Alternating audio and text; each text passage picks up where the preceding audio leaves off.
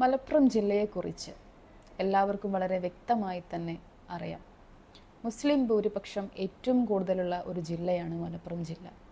ഇന്നലെ ബഹുമാനപ്പെട്ട സജി ചെറിയാൻ അവറുകളുടെ പ്രസ്താവന നമ്മളെല്ലാവരും കേട്ടതാണ്.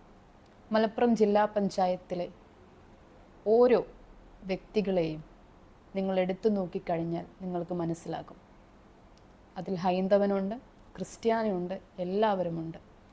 ഒരു മതത്തെ മാത്രം എത്രത്തോളം മോശമായ രീതിയിലാണ് പരാമർശിച്ചതെന്ന്, ആ ഒരു പരാമർശത്തെക്കുറിച്ച് എല്ലാവരും വളരെ നല്ല രീതിയിൽ തന്നെ പ്രതികരിക്കുമ്പോൾ മലപ്പുറം ജില്ലയിലെ ജനറൽ സീറ്റിൽ ജില്ലാ പഞ്ചായത്തിൻ്റെ വൈസ് പ്രസിഡൻ്റായി ഞാൻ നിൽക്കുകയാണ്.